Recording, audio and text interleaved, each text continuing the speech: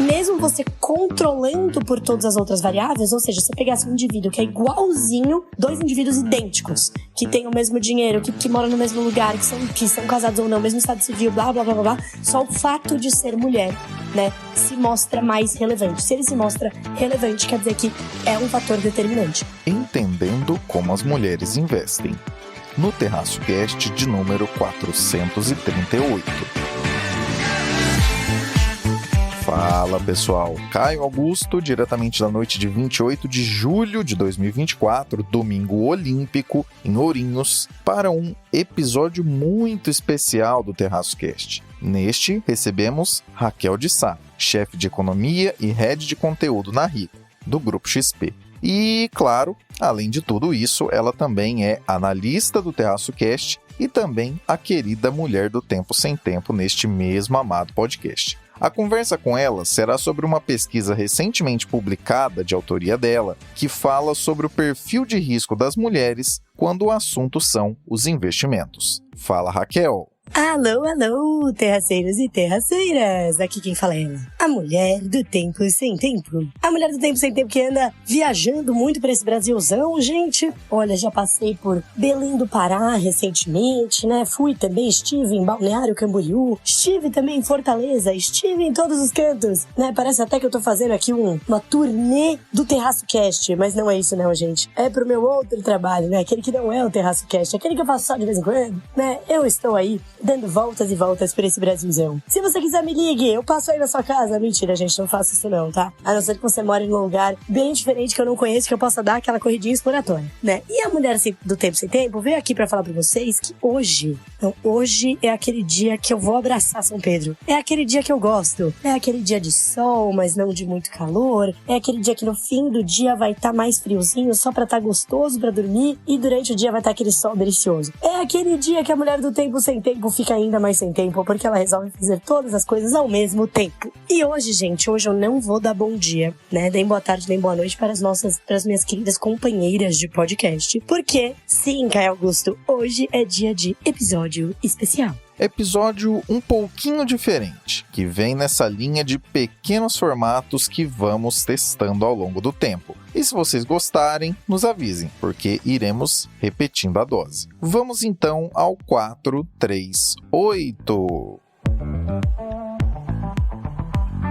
Raquel, quais as descobertas da sua pesquisa? As mulheres são ou não mais avessas ao risco? É isso mesmo, Caio. Vamos então aos resultados, né, que eu achei nessa minha pesquisa. Eu confesso que eu tive que abrir ela de novo, gente, porque faz um tempo, né, que eu fiz essa pesquisa. Eu fiz aqui quando eu terminei o meu mestrado, né, o mestrado que eu fiz no IDP. É muito engraçado, porque vocês só ouvem a gente falando aqui de macro, muito de macro. Quando eu falo de micro, é a parte de políticas públicas, né? Que nem o último episódio que eu falei aqui sobre o Super BC e tudo mais, e que eu comentei um pouco da minha vida passada. As minhas vidas passadas, não aquelas tipo o Milley que fala com o cachorro na vida passada. Não, na minha vida passada profissional mesmo, né? Que eu trabalhava ali no governo, mas também, né? Então eu falo bastante de macro e tal, mas a minha pesquisa, né, pro mestrado foi uma pesquisa que foi, na verdade, um mundo bem diferente do meu, né? Do meu normal. Foi uma pesquisa econométrica que acabou entrando no campo da economia comportamental. Por quê, gente? Na verdade, das finanças comportamentais, né? Behavioral Finance. É porque eu resolvi pesquisar. Eu me fiz uma pergunta, né? Então, pra quem nunca trabalhou com pesquisa acadêmica, né? Isso eu aprendi com a minha mãe, né?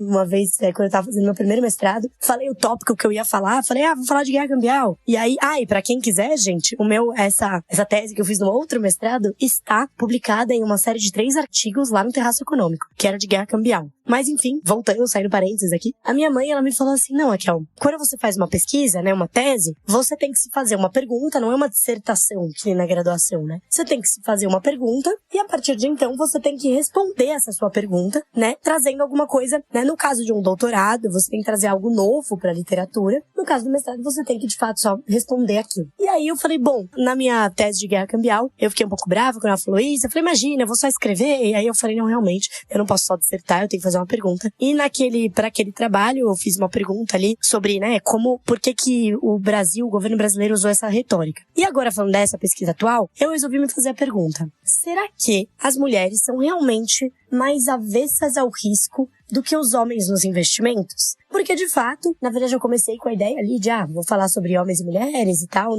alguma coisa nos investimentos, e eu cheguei nessa pergunta, né? Porque é uma pergunta que é aquele negócio que se dá como dado, né? Se dá como dado é ótimo. Mas que muita gente assume como dado. As mulheres, de fato, tomam menos risco e tal, mas será que isso é verdade quando a gente olha os dados? E aí, gente, pra minha surpresa, porque eu realmente, quando eu comecei a pesquisa, eu achei que eu não ia achar esse resultado. Eu achei que eu ia achar que não tinha nada a ver, que não era só porque você era mulher, que você tomava menos risco dos investimentos. Mas, na verdade, não. O que eu achei é que, de fato, as mulheres, sim, só pelo fato, e aí que é interessante na pesquisa com o modelo econométrico, né? Você vai controlando por outras variáveis e você encontra que só o fato da pessoa ser mulher já é determinante para ela ser mais avessa ao risco nos investimentos. Então é super interessante olhar para os dados, né? Então, por exemplo, quando a gente olha as mulheres de perfil autodeclarado agressivo, ou seja, quando você vai lá e você completa os dados regulatórios para saber se você tem o perfil moderado, né? Se tem o perfil conservador, moderado ou agressivo, quando você vê o perfil agressivo, as mulheres, só ser mulher em média, diminui a volatilidade da carteira, que foi usado como proxy do risco, né? Ou seja, diminui o risco da carteira em 2,23 pontos percentuais. E aí você fala, beleza, mas por exemplo, Raquel, pode ser que isso aconteça com outros fatores também, né? Então vamos dizer que se você aumentar o dinheiro, você coloca mais dinheiro na carteira, isso não muda também a volatilidade? Às vezes a pessoa fala assim, não, eu tenho mais dinheiro, então eu vou tomar menos risco, porque afinal de contas eu estou mais rico e tá tudo bem. Não, quando a gente compara, né, a gente tem uma redução de 0,57 pontos percentuais na volatilidade a cada 10% de aumento no patrimônio líquido do cliente. Então, de fato, o fato de ser mulher acaba sendo mais relevante até do que quanto dinheiro a pessoa tem na conta. É uma loucura, gente. Então, trazendo aqui alguns outros dados. Beleza, mas e se você olhar para outros perfis, né? Para o perfil, a gente tem o perfil conservador e o perfil moderado. Também, gente, também se mostra relevante no modelo. Então, olha só, vou ler uma partezinha aqui, porque obviamente eu não lembro isso de cabeça. Se a gente considera a performance da carteira em 12 meses, a volatilidade, lembrando, gente, a volatilidade aqui eu usei como proxy de risco, né? Então, o risco vai ser 5 pontos percentuais mais baixo, se a gente considera todas as carteiras, todos os perfis. 5 pontos percentuais mais baixos se for mulher, mantendo-se constante todas as outras variáveis. Ou seja, considerando todo o resto, só a variável mulher já implica 5 pontos percentuais abaixo de volatilidade da carteira. Agora, quando a gente olha aqui desde o início, né? Eu olhei em 12 meses, agora olha desde o início que a pessoa é cliente. De novo, a variável gênero, ela só perde em relevância para a variável de suitability do cliente, né? Mas mesmo assim, quando a gente olha para o perfil moderado, mas mesmo assim, ser mulher ainda implica uma volatilidade da carteira, em média, 2,2 pontos percentuais mais baixa. E aí, quando a gente coloca, mas tem outras variáveis que se mostraram relevantes, né? Então, o que o modelo dizia? O que é determinante no nível de risco, né? E aí, de fato, a gente encontra outras variáveis. E olha que interessante. Estado civil. Estado civil é outra que é super relevante. Então, o fato de ser casado, você reduz o nível de volatilidade da carteira, né? E aí, também, o patrimônio líquido também tem uma correlação negativa, né? Então, quanto maior o patrimônio investido, menor o risco tomado, o que é, se você pensa assim, do ponto de vista de alocação de investimento, é até meio contraditório. O tempo de cliente também. Quanto maior o período do cadastro, menor a volatilidade observada. Então, parece que os clientes mais novos, eles tomam mais risco, né? Não sei, pra testar ou não sabem direito o que estão fazendo. E aí, olha que interessante, gente. A variável mulheres casadas, ela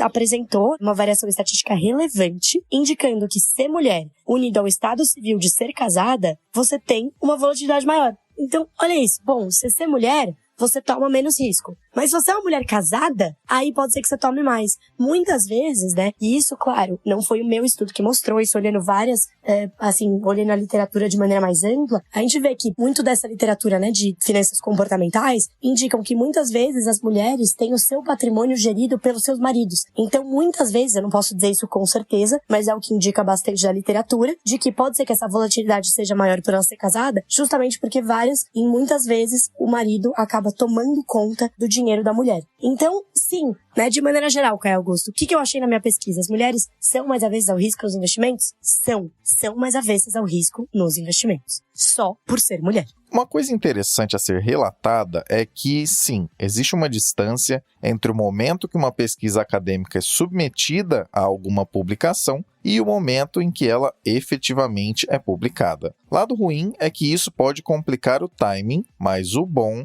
é que sempre existem assuntos razoavelmente atemporais que podem acabar tendo destaque acima da média e reforçarem o recado de certas pesquisas. Diga-se de passagem, nos últimos 10 ou 15 anos, especificamente depois da crise de 2008, várias edições do Prêmio Nobel de Economia foram exatamente sobre economia comportamental. Interessante aí, só fazer esse pequeno gancho. Sim, pessoal, ser mulher tem a ver com um nível de volatilidade diferente nos investimentos do que quando se é homem. E sim, isso tudo tem a ver com mulheres serem mais avessas ao risco nos investimentos. Esses são os resultados. Mas talvez você tenha se perguntado enquanto está ouvindo, como a Raquel chegou nisso? Fica aí que daqui a pouco você vai entender um pouco melhor.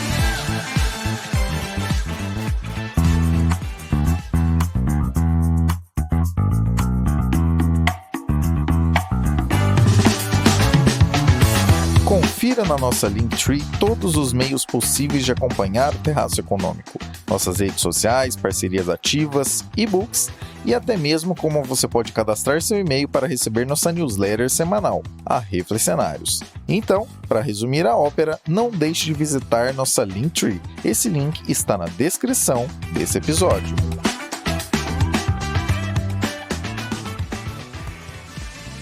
Explica pra gente qual modelo você usou para chegar nessa conclusão do paper recentemente publicado.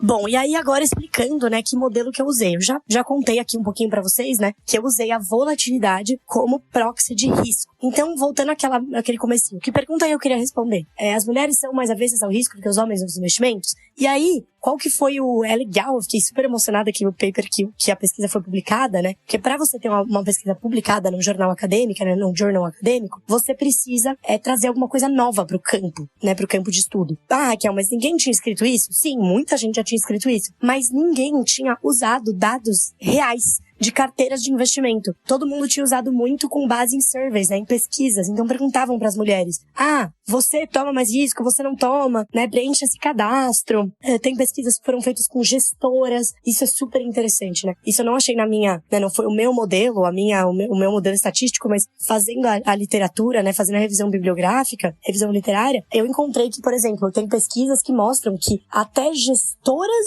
mulheres indicam carteiras, né, assim, assessoras de investimento, né, indicam carteiras mais conservadoras para as mulheres, a mulher para a mulher. Olha que loucura como é o nosso viés inconsciente, né? E aí dizendo também, muita gente pergunta, mas você descobriu o porquê e tal? A minha pesquisa não procurou o porquê, mas tem toda a revisão bibliográfica também que mostra uma série de pesquisas feitas no campo das finanças comportamentais que mostram o porquê. Muitas indicam que é, questão cultural, né? Então, muitas vezes as mulheres, elas têm medo, né?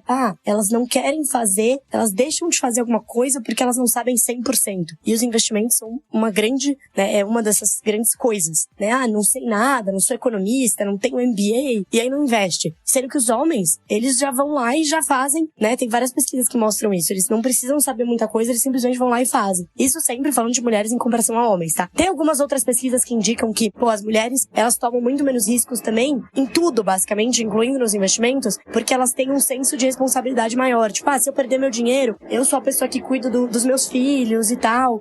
Eu tô responsável aqui por uma casa, né? Como é que eu vou arriscar com o meu dinheiro? E aí tem pesquisas que vão além, né, ali dos investimentos, que falam, mulheres no trânsito também tomam menos risco, etc. Então tem uma série de fatores, mas grande maioria deles aponta para questões culturais e comportamentais, né, da nossa sociedade, né, que ainda coloca as mulheres aí, né, que as mulheres ainda têm muito esse viés de tanto uma maior responsabilidade em relação ao filho, em relação à família, em relação aos pais, né, que elas não se sentem no direito de tomar esse risco maior, e também uma parte ali daquela síndrome de impostora, né, que eu não posso fazer isso porque eu não sei tudo. Mas voltando aqui ao que eu fiz, então eu queria responder essa pergunta, e eu falei, eu vou então eu tive o privilégio, né, de ter acesso a um banco de dados de uma grande instituição financeira, e eu peguei as carteiras reais das mulheres. Então eu consegui pegar a carteira, aí eu peguei, o que eu fiz? Eu fiz um modelo econométrico simples, que simplesmente queria indicar né, pra quem estuda econometria, né, pra quem faz economia e tal, que eu sei que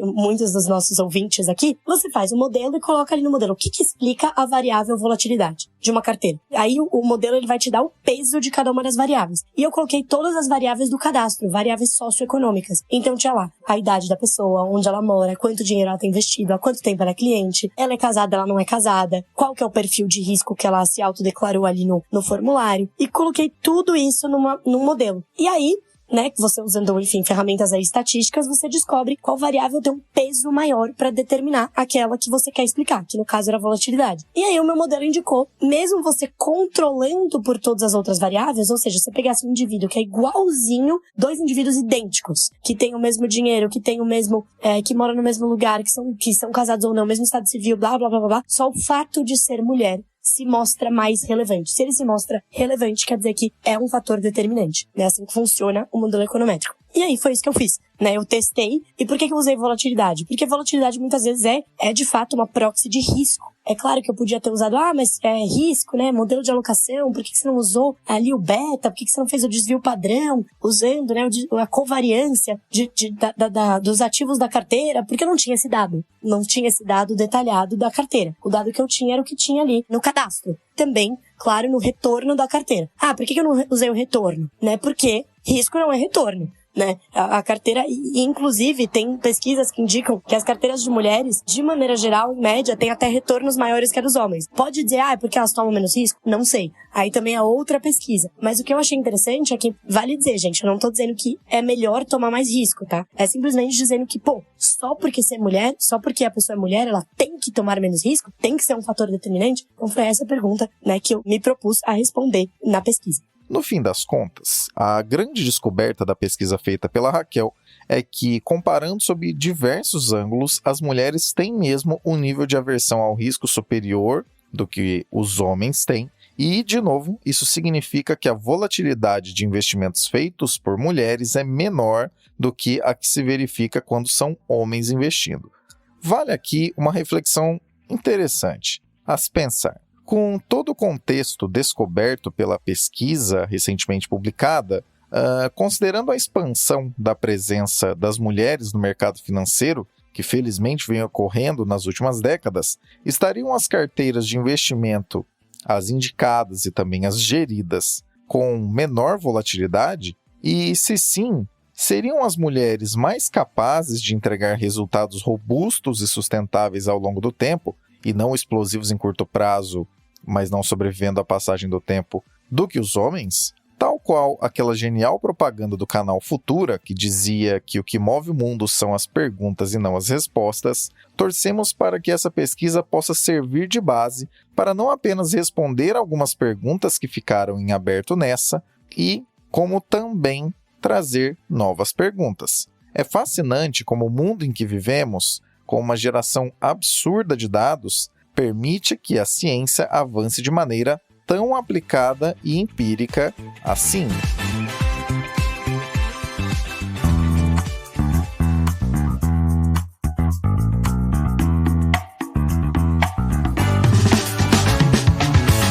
Gosta de como os conteúdos do Terraço Econômico traduzem e desmistificam as coisas? Saiba que não fazemos isso apenas com a análise dos cenários, mas também para parceiros comerciais. Para saber como o seu negócio e o nosso negócio podem ser parceiros, visite na nossa Linktree o item Contrate o Terraço. Quem sabe seu produto ou serviço pode não apenas ganhar uma descrição mais adequada, como também acessar as centenas de milhares de pessoas que nos acompanham todos os anos. Já pensou?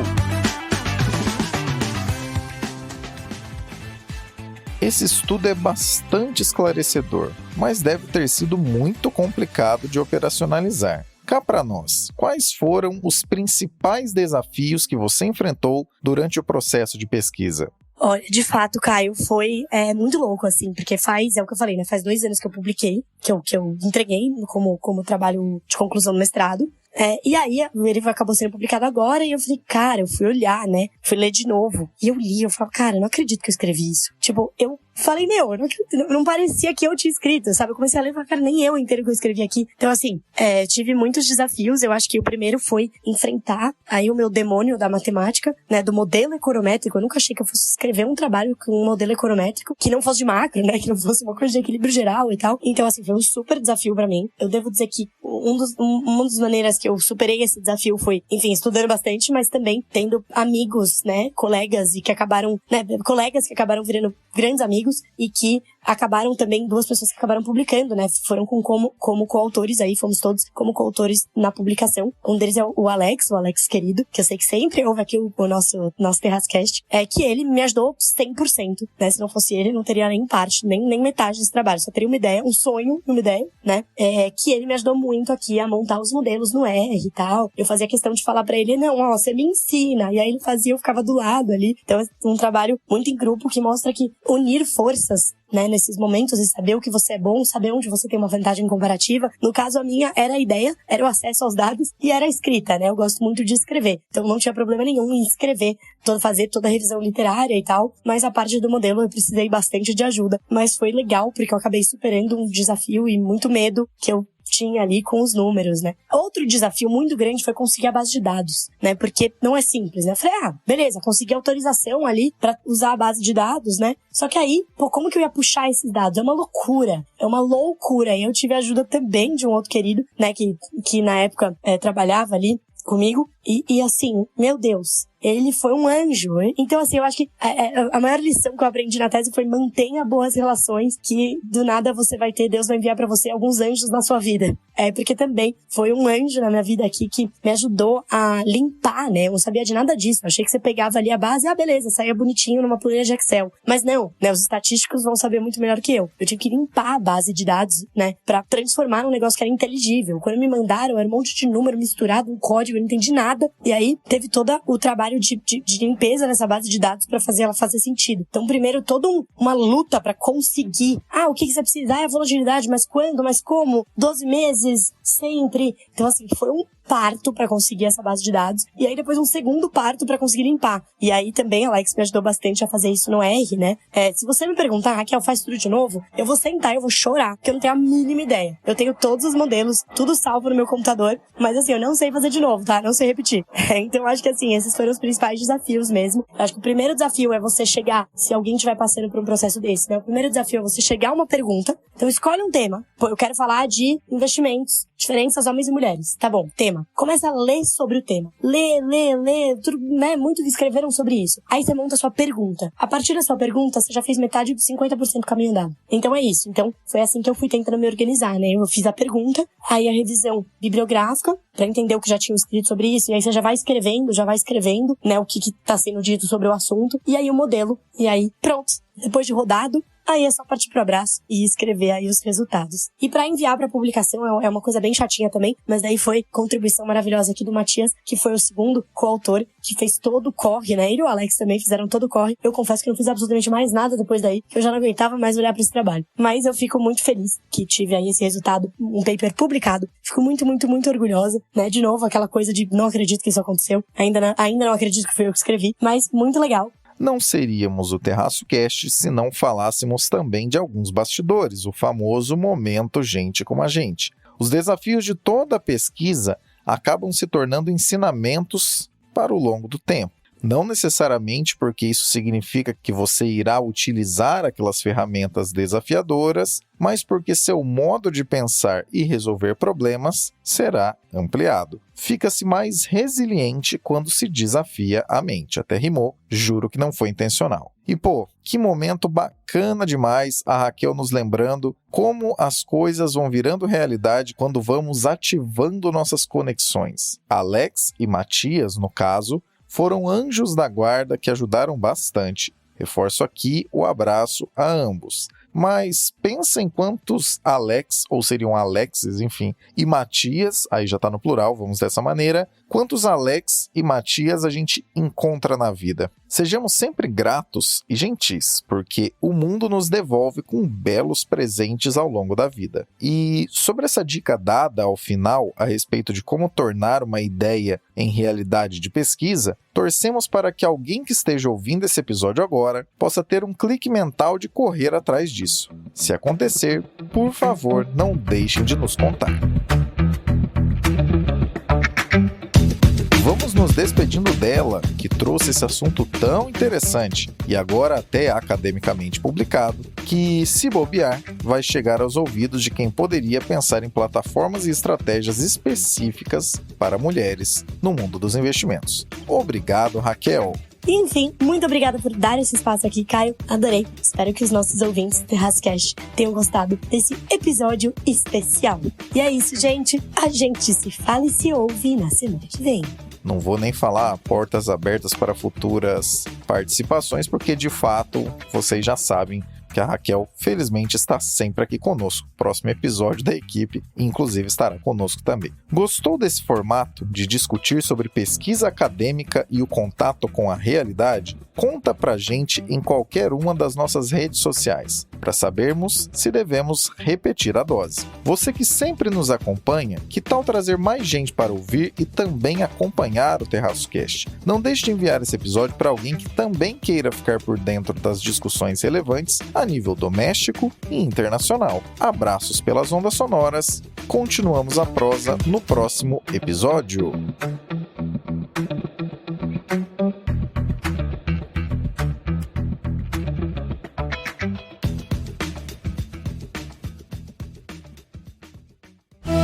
Este episódio foi editado por Atelas, soluções em áudio para podcasts.